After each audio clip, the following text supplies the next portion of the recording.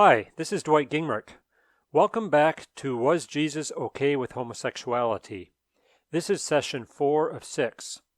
This session is called Why It's Wrong to Say Jesus Said Nothing About Homosexuality.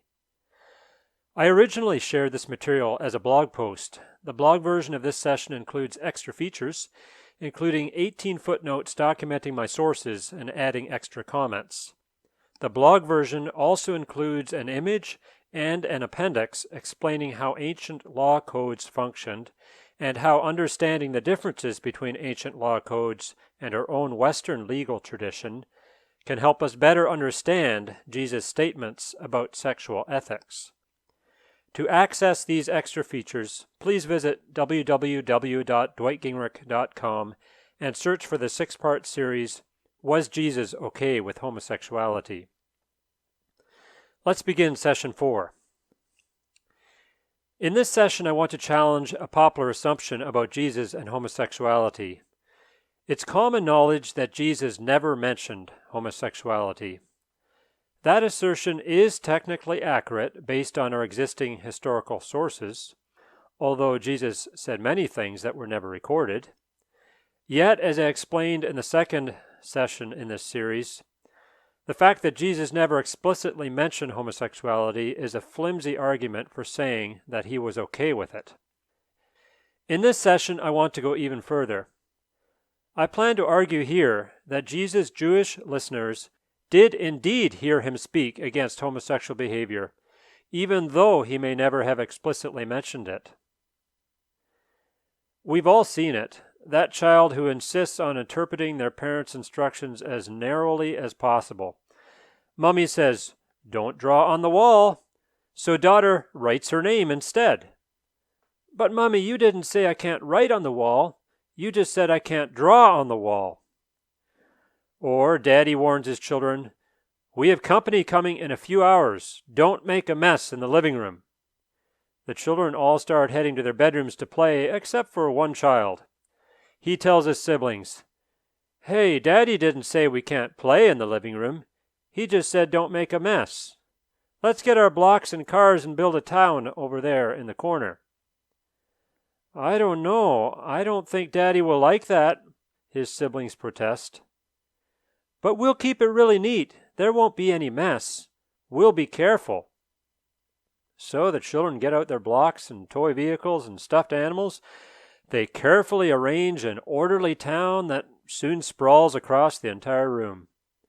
Daddy returns moments before the guests arrive, surveys the busy living room with surprise and frustration, and calls his children to attention. "But Daddy, this isn't a mess. We arranged it very carefully," his son protests. What do his siblings immediately say? "It was his idea. We knew you didn't want us to bring our toys into the living room, but he wouldn't listen." Here's my point. I suggest something similar is happening when we suggest that Jesus said nothing about homosexuality.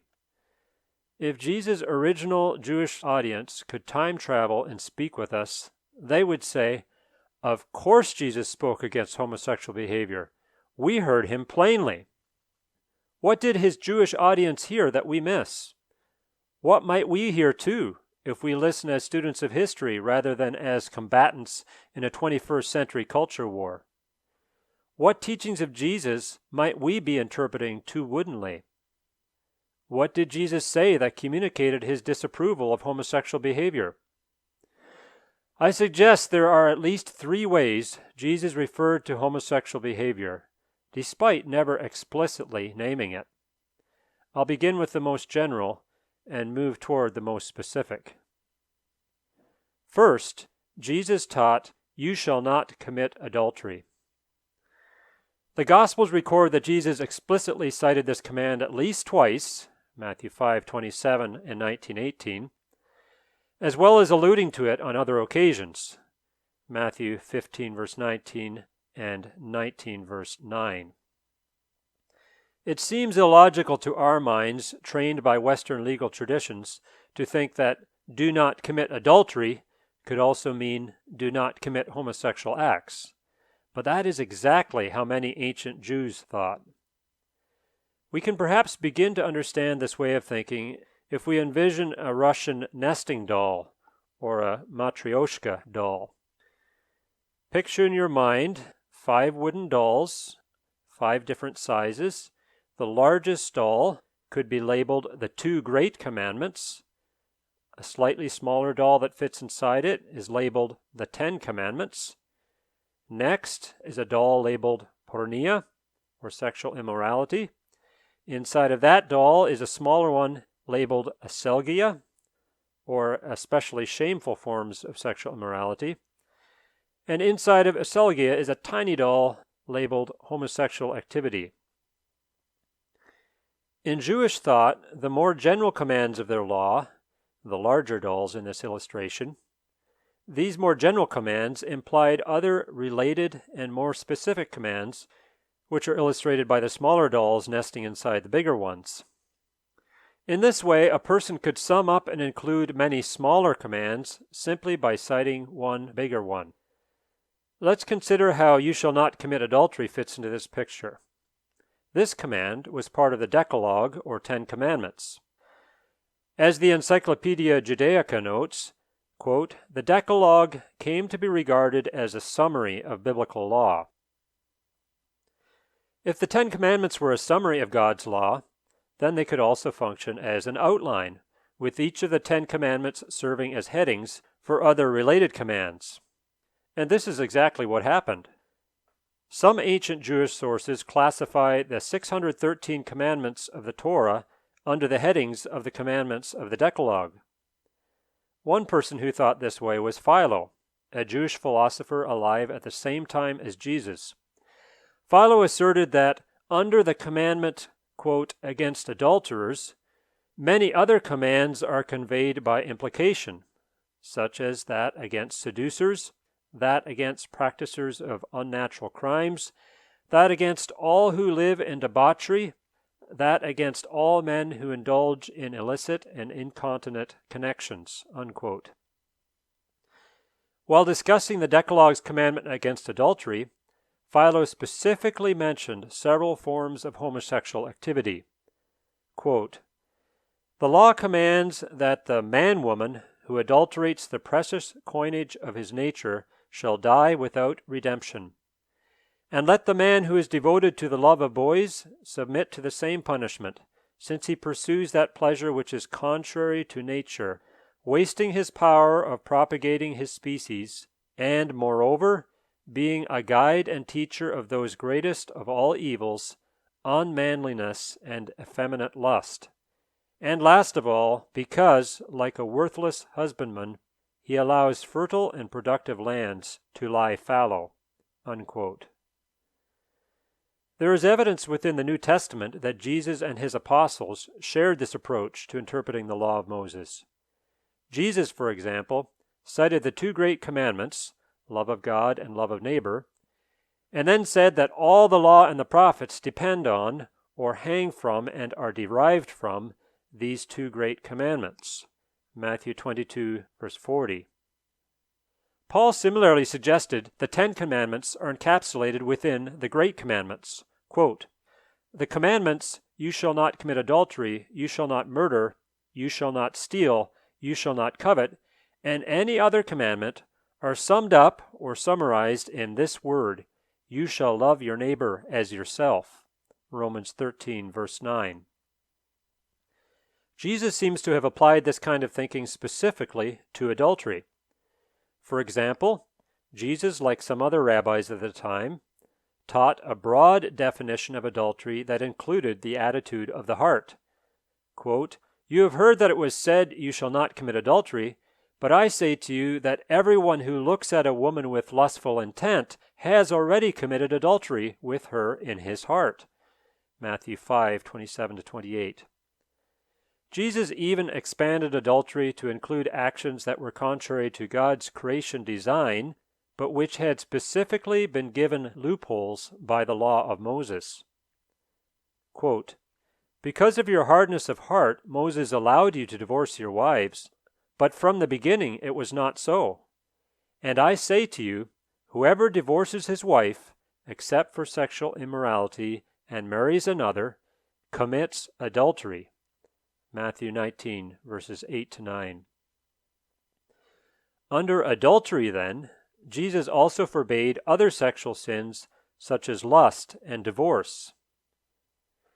If we combine Jesus and Paul's statements, we could say that inside of love your neighbor is found you shall not commit adultery. And inside of you shall not commit adultery are both do not look at a woman with lustful intent and do not divorce.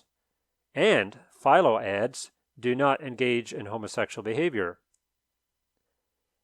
Robert Gagnon summarizes this ancient Jewish way of reading you shall not commit adultery. Quote, the Decalogue commandment against adultery was treated as a broad rubric prohibiting all forms of sexual practice that deviated from the creation model in Genesis 1 to 2, including homoerotic intercourse. Unquote. Given this way of thinking about laws, it is likely that ancient Jews would have understood Jesus to be prohibiting all sorts of unlawful sexual activity, including homosexual activity, when he taught, you shall not commit adultery. This way of thinking is radically different from our own Western legal tradition. Our legal codes are exhaustive, and any action not explicitly banned remains legal.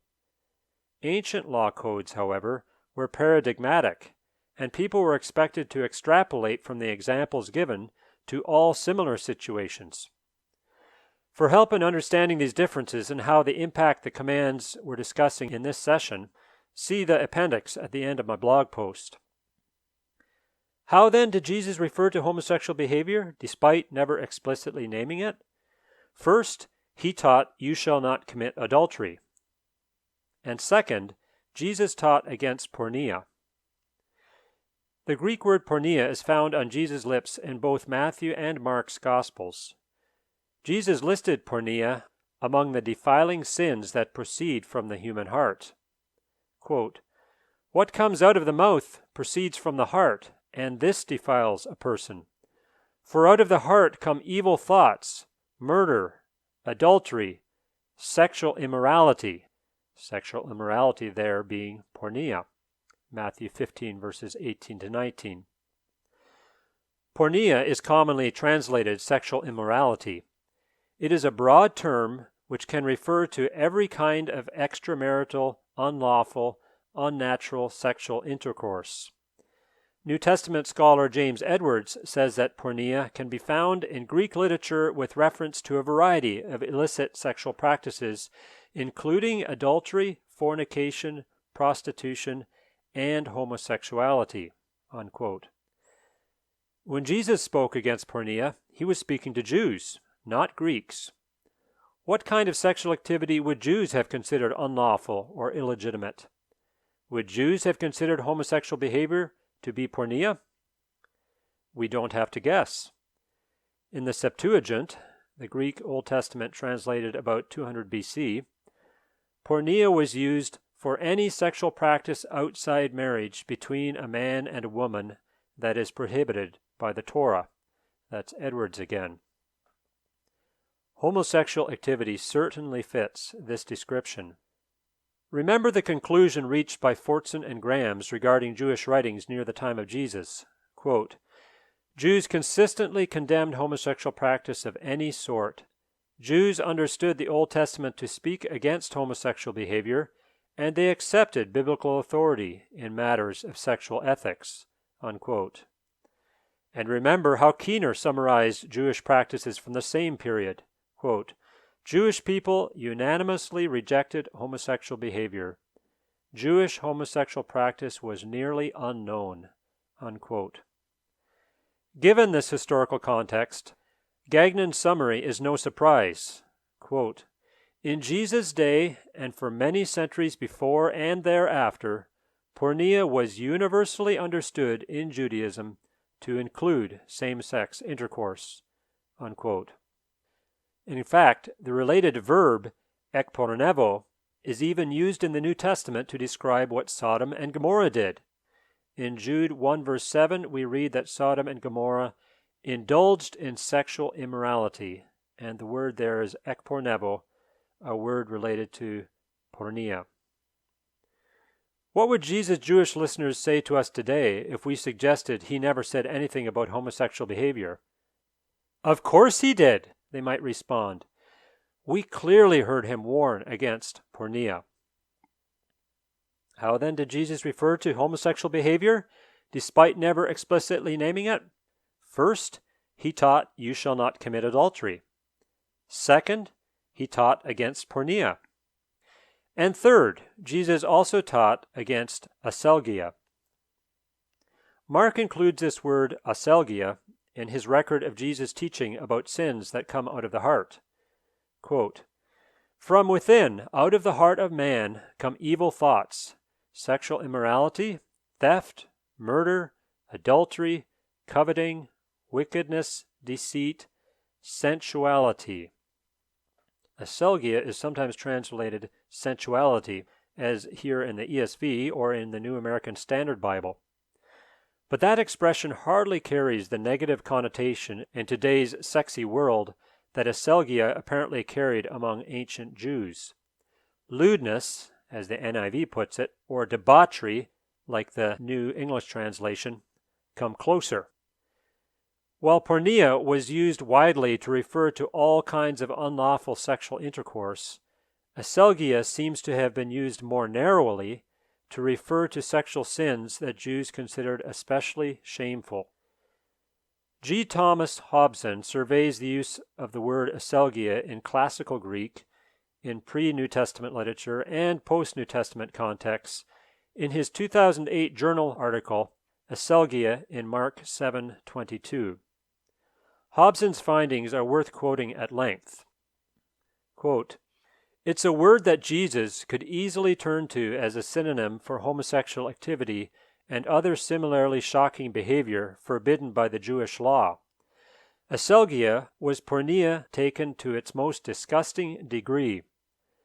The term may have been used to refer to what were regarded as the most shameless violations of the sexuality taught in the Torah.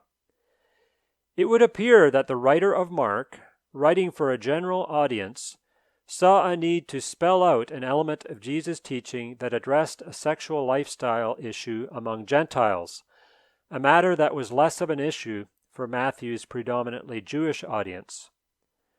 Furthermore, for some reason, neither porneia, sexual immorality, nor mukia, adultery, specifically addressed the sexual sin he had in mind. It is likely that Jesus was speaking of violations of the Torah such as homosexual behavior, incest, or bestiality, rather than comparatively less shocking sins such as adultery and fornication." Unquote. In fact, there is one place in the New Testament, 2 Peter 2 verse 7, where the word aselgia is used explicitly to refer to the actions of people who were homosexuals. Hobson again, quote, "2 Peter uses aselgia more than any other New Testament document. It links aselgia explicitly with the sins of Sodom and Gomorrah, picturing Lot in 2 Peter 2:7 as greatly distressed by the licentiousness or aselgia of the wicked around him." Unquote. Given this usage of aselgia, what might Jesus have meant by the term in Matthew 7 verse 22? Hobson once more, quote, "Exactly what did Jesus consider to be utter shamelessness? What did he consider too far over the line? The danger is to impose 21st century AD politically correct ideas on Jesus. In context, it is far more likely that Jesus had in mind what his fellow Jews, like the author of 2 Peter, meant when they used the word. Images of Sodom and Gomorrah, images of outrageous violation of the one flesh union of man and woman. If Jesus had wished to speak of homosexual behavior in his list of sins that defile the human heart, to what other word could Mark have turned in his translation? Pederastia, pederasty from love of boys, was too narrow a term.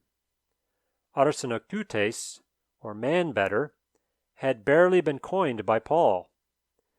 And porneia, or sexual immorality, is too broad a concept although it is the only word Matthew chooses to use in his version of Jesus' sin list. Aselgia was an ideal word for identifying both homosexual behavior and other similar sexual sins of which even the Mishnah was reticent to speak any more than was absolutely necessary. The appearance of aselgia on the lips of Mark's Jesus must be accounted for somehow, and it will not do to say that a word of such shock value as aselgia was a throwaway detail, or was intended as nothing more than a synonym for porneia, sexual immorality, or mukia, adultery. It is argued here that, as he seeks to faithfully communicate Jesus' teaching, Mark found it necessary to emphasize to his readers that Jesus did explicitly reaffirm the Torah's prohibition of the most shocking sexual offenses. Unquote.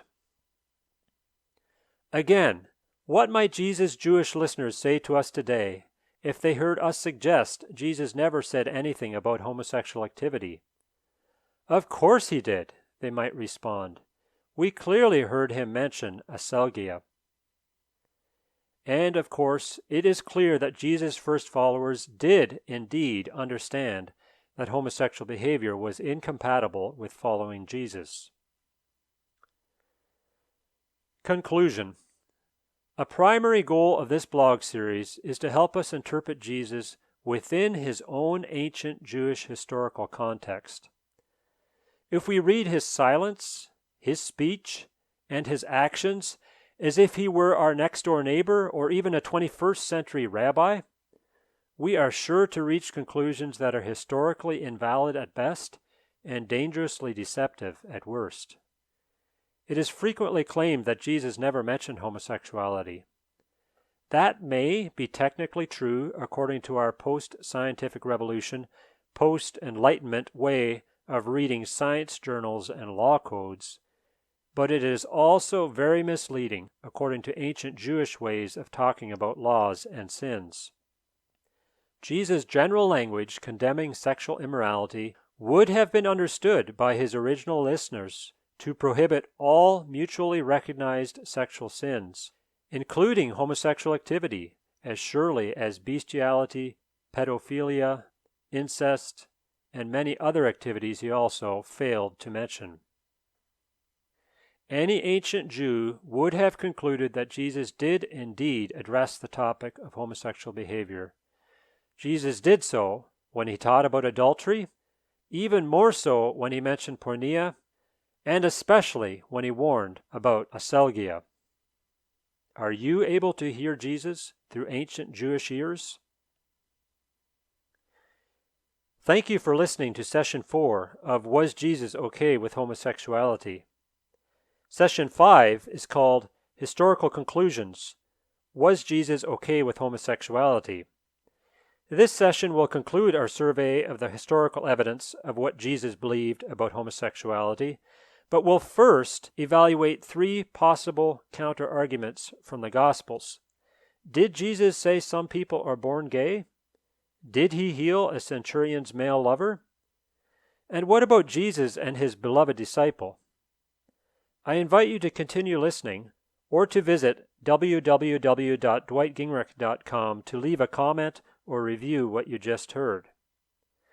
This material is copyright 2019 by Dwight Gingrich, but you have my permission to share it if you do so freely and give proper credit. Thanks again for listening, and God bless your day.